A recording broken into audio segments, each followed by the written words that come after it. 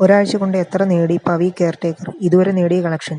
അതിനുമുമ്പ് നിങ്ങൾ ആദ്യമായിട്ടാണ് ഈ ചാനൽ കാണുന്നതെങ്കിൽ എല്ലാവരും ഒന്ന് സബ്സ്ക്രൈബ് ചെയ്താൽ ബെല്ലൈക്കൺ ഒന്ന് അമർത്തി ഈ വീഡിയോയ്ക്ക് ഒന്ന് ലൈക്ക് ചെയ്ത് ഒന്ന് ഷെയർ ചെയ്ത് കൊടുക്കുക. ഇതൊരു കൊച്ചു ചാനലായതുകൊണ്ട് നിങ്ങളെപ്പോലെ എല്ലാവരുടെയും ഒരു സഹകരണം ഉണ്ടാവുക പ്ലീസ്. അപ്പോൾ നമുക്ക് വീഡിയോയിലേക്ക് കിടക്കാം. ദിലീപ് ചിത്രങ്ങളിൽ സമീപകാലത്ത് ഏറ്റവും അധികം പ്രീ റിലീസ് ഹൈപ്പുമായി വന്ന ചിത്രമായിരുന്നു പവി കെയർടേക്കർ. ശ്രദ്ധേയമായ ചിത്രങ്ങൾ ഒരുക്കിയ വിനീത് കുമാർ ആണ് സംവിധാനം എന്നതിനൊപ്പം പുറത്തെത്തിയ പബ്ലിസിറ്റി മെറ്റീരിയലുകളും പ്രേക്ഷക ശ്രദ്ധ നേടിയിരുന്നു. ഇപ്പോഴിതാ ചിത്രത്തിന്റെ ഒരാഴ്ചത്തെ കളക്ഷൻ കണക്കുകൾ പുറത്തു വന്നിരിക്കുകയാണ്.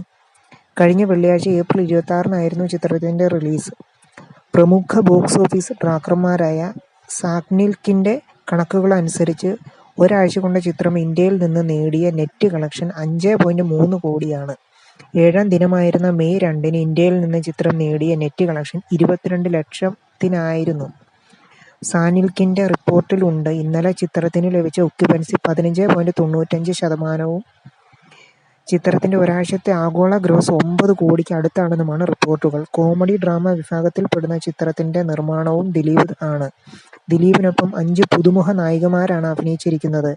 ജോണി ആന്റണി, രാധിക ശരത് കുമാർ, ധർമ്മജൻ ബോൾഗാട്ടി, സ്ഫടികം ജോർജ് തുടങ്ങിയവർക്കൊപ്പം പുതുമുഖ നായികമാരായ ജൂഹി ജയകുമാർ, ശ്രദ്ധേയ രുക്മിണി, റോസ്മിൻ, സ്വാതി, ദിലീന രാമകൃഷ്ണൻ എന്നിവരും അഭിനയിക്കുന്നു.